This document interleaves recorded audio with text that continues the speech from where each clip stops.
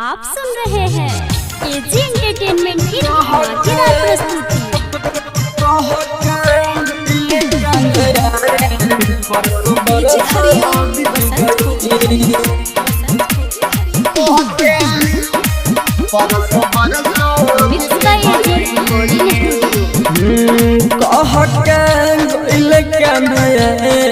परसो बीत गईल परसो बरसो बीत गईल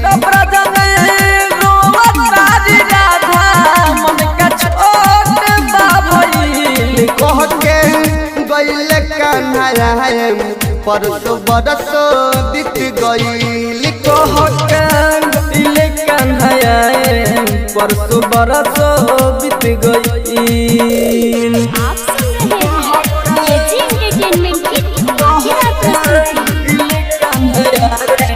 परसो बरसो बीत गईल। केजी हरिओम बसंत परसो बरसो बीत mix by AG recording studio. दिनों रात गोपी लोग देखतारी रहिया मथुरा से कान्हा हमर आई है हो कहिया दिन रात गोपी लोग देखतारी रहिया मथुरा से कान्हा हमार आई है हो कहिया। अखिया रोवत रोवत दुनु लाल लाल बा भइल कह के गईल कन्हैया परसो बरसो बीत गईल। आप सुन रहे हैं केजी एंटरटेनमेंट की धमाकेदार प्रस्तुति।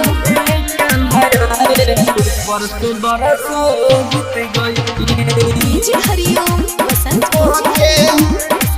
परसो बरसो बीत mix by AG recording studio.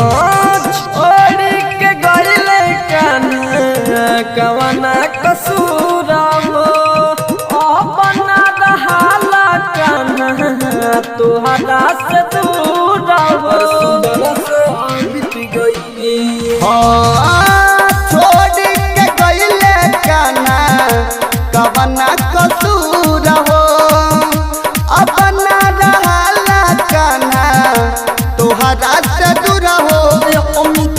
राज राजधानी दिन से खबर ले गईल कह के गईले काना परसो बरसो बीत गईल। स्टूडियो रोशनपुर सपहा।